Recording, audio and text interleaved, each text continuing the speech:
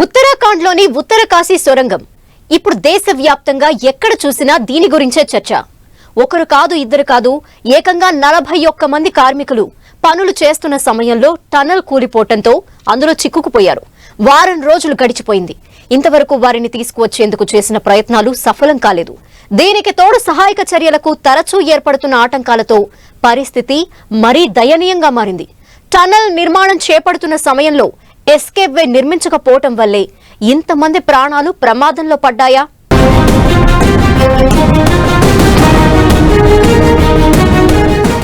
అది ప్రభుత్వం ప్రతిష్టాత్మకంగా చేపట్టిన ప్రాజెక్ట్. మధ్యలోనే దాన్ని ఎందుకు ఆపేయాల్సి వచ్చింది? 41 మంది ప్రాణాలకు అది ఎలా ముప్పు తీసుకువచ్చింది? సొరంగంలో చిక్కుకున్న వారి పరిస్థితి ఎలా ఉంది? వారికి ఆహారం, ఆక్సిజన్ ఎలా అందుతోంది? అందులో చిక్కుకున్న కార్మికులను బయటకు తీసుకువచ్చేందుకు ప్రభుత్వం చేపడుతున్న చర్యలేంటి? రెస్క్యూ ఆపరేషన్ ని తరచూ ఎందుకు నిలిపివేయాల్సి వస్తోంది?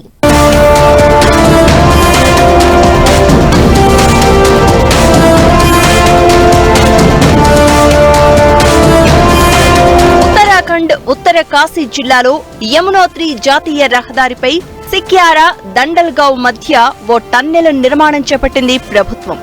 చార్ధామ్ రోడ్ ప్రాజెక్టులో భాగంగా 4.5 కిలోమీటర్ల మేర ఈ సొరంగాన్ని నిర్మించే పనులు చేపట్టారు. గత కొంతకాలంగా ఈ పనులు సాగుతూ ఉండగా ఈ నెల 12న పనులు జరుగుతున్న సమయంలో టన్నెల్లోని ఓ భాగం కుప్పకూలింది. దీంతో ఈ ప్రాజెక్టులో పనిచేస్తున్న 41 మంది కార్మికులు అందులోనే చిక్కుకుపోయారు. ఇందులో బీహార్, జార్ఖండ్, యూపీ, బెంగాల్, ఒడిశా, ఉత్తరాఖండ్, హిమాచల్ ప్రదేశ్ కు చెందిన కార్మికులు ఉన్నారు.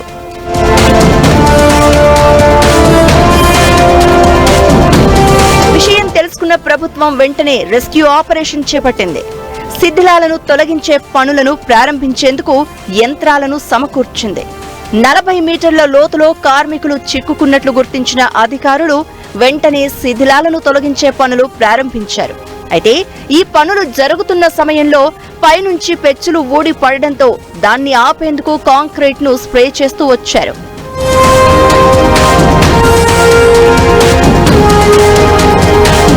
మరోవైపు టన్నెల్లో చిక్కుకున్న కార్మికుల ఆరోగ్య పరిస్థితిపై వాకిటాకీల ద్వారా ఎప్పటికప్పుడు ఆరా తీస్తున్నారు.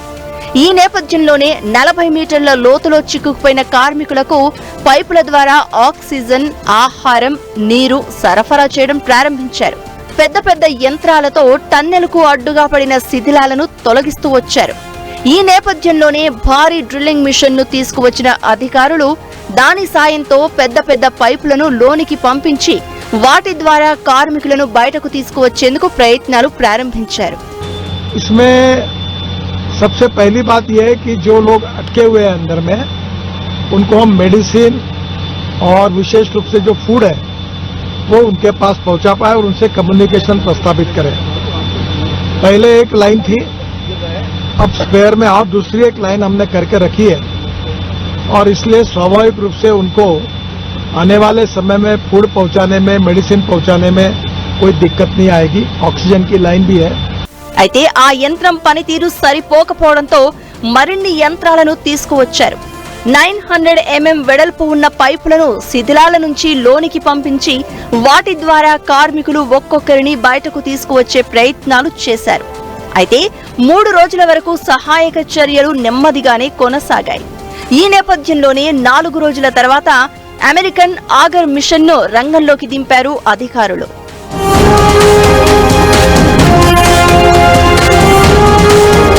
గంటకు 5 మీటర్ల బండరాళ్లను తొలగించే సామర్థ్యం ఉన్న ఈ ఆగర్ మిషన్ వచ్చిన తర్వాత సహాయక చర్యల్లో వేగం మొదలైంది.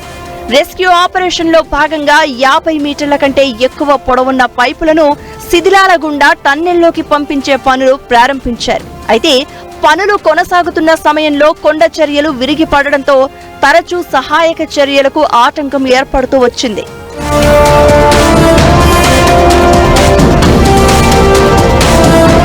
రోజులు గడుస్తున్న కొద్దీ టన్నెల్లో చిక్కుకున్న కార్మికుల ఆరోగ్య పరిస్థితిపై ఆందోళన మొదలైంది. చాలా రోజుల పాటు కార్మికులు టన్నెల్ లోపలే ఉండిపోవడం వల్ల చాలా సమస్యలు వచ్చే అవకాశం ఉందని వైద్య నిపుణులు కూడా చెబుతున్నారు. ఆక్సిజన్, కార్బన్ డయాక్సైడ్ స్థాయిల వల్ల ఆరోగ్య సమస్యలు తలెత్తే అవకాశం ఉందంటున్నారు.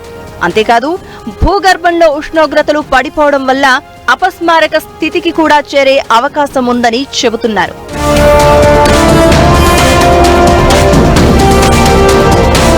ఈ నేపథ్యంలోనే వైద్య నిపుణుల సలహా మేరకు టన్నెల్లో చిక్కుకుపోయిన కార్మికులకు మల్టీవిటమిన్, యాంటీ డిప్రెషన్ మాత్రలతో పాటు డ్రై ఫ్రూట్స్ పంపిస్తున్నారు అధికారులు. ఇప్పటి వరకు ఆహారం పంపిస్తున్న పైపుల ద్వారానే వీటిని కూడా చేరవేస్తున్నట్లు అధికారులు ప్రకటించారు.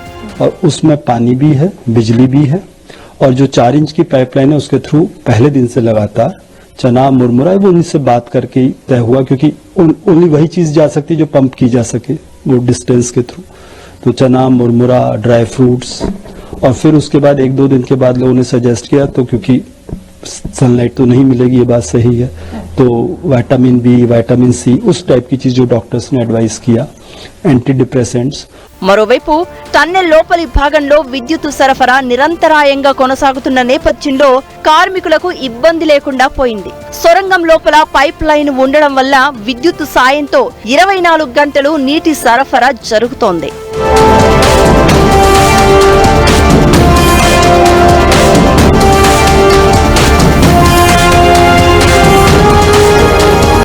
ఉత్తర కాశీలో సొరంగంలో చిక్కుకున్న కార్మికుల కోసం రెస్క్యూ ఆపరేషన్ కు తరచూ ఆటంకాలు ఏర్పడుతున్నాయి. ఓవైపు సాంకేతిక సమస్యలు, మరోవైపు సొరంగం పైకప్పు కూలుతూ ఉండటం సహాయక చర్యలకు ప్రతికూలంగా మారాయి.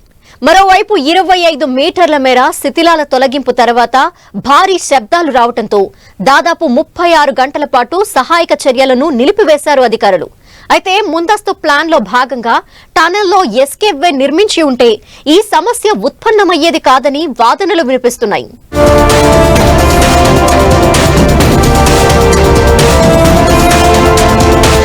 టన్నెల్ లోపల రెస్క్యూ ఆపరేషన్ చేపడుతున్న అధికారులకు సాంకేతిక సమస్యలు తరచూ ఆటంకం కలిగిస్తున్నాయి. ఈ నేపథ్యంలో థాయిలాండ్, నార్వేకు చెందిన రెస్క్యూ బృందాలను రంగంలోకి దింపారు అధికారులు. 2018లో ఉత్తర థాయిలాండ్లోని ఒక గుహలో చిక్కుకున్న జూనియర్ ఫుట్బాల్ జట్టును రక్షించడంలో ఈ రెస్క్యూ నిపుణులు విజయం సాధించారు. దాదాపు వారం రోజులు రెస్క్యూ ఆపరేషన్ చేపట్టిన వారు పిల్లలందరినీ క్షేమంగా బయటకు తీసుకువచ్చారు. ఈ ఎలైట్ బృందాలు స్థానిక సిబ్బంది సహకారంతో టన్నెల్లో చిక్కుకున్న వారిని బయటకు తీసుకువచ్చేందుకు ప్రయత్నాలు ప్రారంభించాయి. ఓవైపు ఎన్డీఆర్ఎఫ్, ఎస్డీఆర్ఎఫ్, బీఆర్ఓ, ఐటీబీపీతో పాటు పలు ఏజెన్సీలకు చెందిన 165 మంది సిబ్బంది 24 గంటల పాటు రెస్క్యూ ఆపరేషన్ లో పాల్గొంటున్నారు.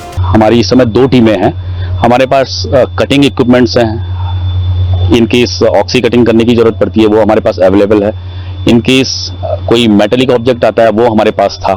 बट फर्स्ट प्रायोरिटी ये है कि जितना जल्दी विक्टिम हमें नजर आए अक्रॉस द डेब्री, तो फिर हमारा काम वहां से शुरू होगा. निकालना है हॉरिजॉन्टली.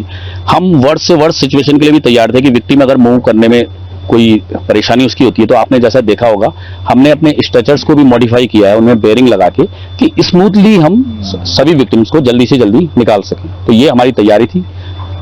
अब क्योंकि अब आपने देखा ही, आपको पता ही है जिस तरीके से कई अप्रोचेस बन रही हैं, कुछ वर्टिकल ड्रिलिंग हो रही है, कहीं से पैरेलल डिगिंग हो रही है. అయితే థాయిలాండ్, నార్వే బృందాలు రంగంలోకి దిగినా సాంకేతిక సమస్యలు ఉత్పన్నం కావడంతో సహాయక చర్యలకు తరచూ ఆటంకం కలుగుతోంది. శిథిలాల తొలగింపు మార్గం తరచూ మూసుకుపోతూ ఉండడం పెద్ద సమస్యగా మారింది. శుక్రవారం మధ్యాహ్నం వరకు నిరంతరాయంగా సహాయక చర్యలు చేపట్టిన రెస్క్యూ బృందాలు 22 మీటర్లకు పైగా శిథిలాలను తొలగించాయి.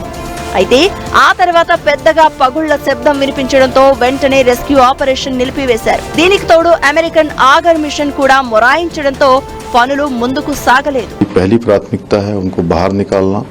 उस काम के लिए राज्य सरकार हर संभव जितनी भी एजेंसी हैं उन एजेंसियों को संपूर्ण मदद देने के लिए तैयार है. संपूर्ण मदद दी जा रही है. हम भगवान से प्रार्थना करते हैं कि जल्दी से जल्दी वो आएँ, क्योंकि उनका वास्तव में समय बीतने के साथ साथ उनकी परेशानियां बढ़ रही हैं और पारिवारिक जनों के ऊपर भी जिस प्रकार का वो महसूस कर रहे होंगे, जिस प्रकार की परेशानी है उसको महसूस किया जा सकता है. हमारा प्रयास है कि जल्दी से जल्दी उनको बाहर निकाला जाए. ఈ నేపథ్యంలో శనివారం సాయంత్రం వరకు రెస్క్యూ ఆపరేషన్ ను పూర్తిగా నిలిపివేసిన అధికారులు తర్వాత ఏం చేయాలనే అంశాలపై నిపుణులతో చర్చించారు. ఓవైపు 41 మంది కార్మికుల భద్రతపై ఆందోళన తీవ్రమవుతున్న నేపథ్యంలో పెద్ద తప్పిదం వెలుగులోకి వచ్చింది. సాధారణంగా ఇలాంటి టన్నెల్స్ నిర్మాణం చేపడుతున్న సమయంలో ఏవైనా ప్రమాదాలు జరిగితే తప్పించుకునేందుకు ఎస్కేప్ రూటును నిర్మించాల్సి ఉంటుంది. 4.5 కిలోమీటర్ల పొడవున్న ఈ సొరంగంలో కూడా ఎస్కేప్ రూట్ నిర్మించాలని ప్లాన్ లో పొందుపరిచారు. కానీ ఈ టన్నెల్ నిర్మిస్తున్న కంపెనీ నిర్మించకపోగా ప్రభుత్వం కూడా ఈ విషయాన్ని పట్టించుకోలేదు. ఒకవేళ ఆ మార్గం నిర్మించి ఉంటే ఇప్పుడు పరిస్థితి వచ్చి ఉండేది కాదు. ఓవైపు సొరంగంలో రెస్క్యూ ఆపరేషన్ నిర్వహిస్తూనే మరోవైపు సొరంగం పై భాగం నుంచి కూడా ప్రత్యామ్నాయ మార్గాలను అన్వేషిస్తున్నారు.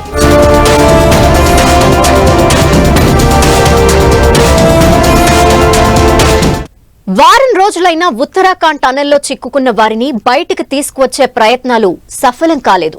దాదాపు 36 గంటల తర్వాత తిరిగి సహాయక చర్యలు ప్రారంభించిన ప్రభుత్వం వేర్వేరు మార్గాల్లో కార్మికులను బయటకు తీసుకువచ్చే ప్రయత్నాలు చేస్తోంది.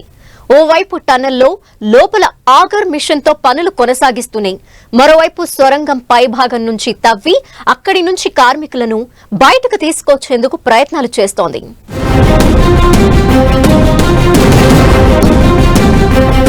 టన్నెల్లో చిక్కుకున్న కార్మికుల భద్రతపై ఆందోళన పెరిగిపోతున్న నేపథ్యంలో సహాయక చర్యలను ముమ్మరం చేసింది ప్రభుత్వం.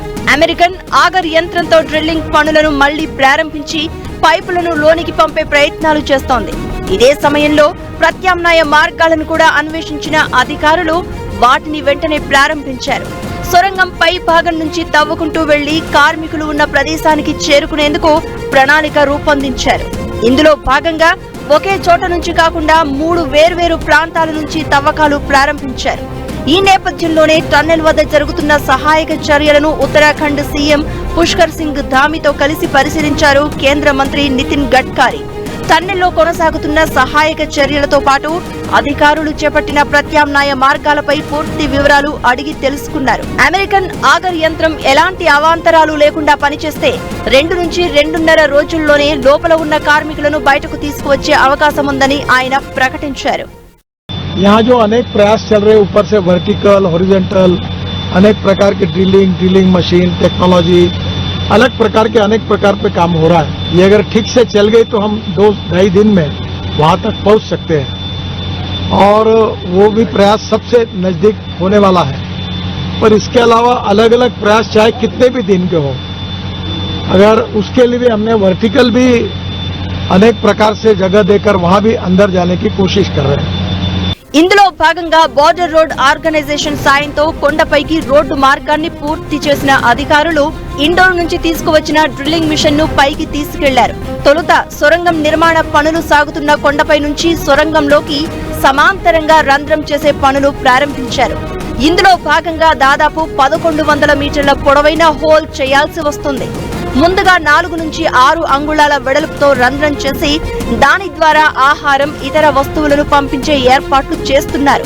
అన్ని అనుకూలంగా ఉంటే వెంటనే అదే చోట 3 అడుగుల వెడల్పుతో కింది వరకు మట్టి రాళ్లను తొలుచుకుంటూ వెళ్తారు. అలా చేసిన మార్గం ద్వారా కార్మికులను పైకి తీసుకువచ్చేందుకు మరో ప్రణాళిక సిద్ధం చేశారు అధికారులు. पहाड़ के ऊपर से हम एक वर्टिकल काइंड ऑफ ड्रिलिंग करेंगे, एक कह सकते हैं एक बोर करेंगे, जिससे कि अगर हम कोशिश करेंगे अगर बड़ा बन जाता है तो लोगों को निकाल भी सके, नहीं तो एटलीस्ट उससे लाइफ सपोर्ट हम प्रोवाइड कर पाएंगे. This is the whole. देखिए अगर मशीन वाली ठीक से चलती है हमारी तो 30 से 40 घंटे का टाइम लाइन है. अगर कुछ ऑब्स्ट्रक्शन नहीं आता है तो ऑब्स्ट्रक्शन आता है तो थोड़ा समय और लग सकता है, लेकिन लाइफ सपोर्ट हम दे रहे हैं, इसलिए सारे लोग अभी ठीक हैं अंदर. మరోవైపు కార్మికులు టన్నెల్లో చిక్కుకుపోయి ఇప్పటికే 8 రోజులు దాటిపోగా వారిని బయటకు తీసుకువచ్చేందుకు మరో 4-5 రోజుల సమయం పట్టొచ్చని అధికారులు చెబుతున్నారు. దీంతో కార్మికుల కుటుంబాలు తీవ్ర ఆందోళన వ్యక్తం చేస్తున్నాయి. అధికారుల హామీలే తప్ప ఎలాంటి పనులు జరగడం లేదని వారు ఆగ్రహం వ్యక్తం చేస్తున్నారు.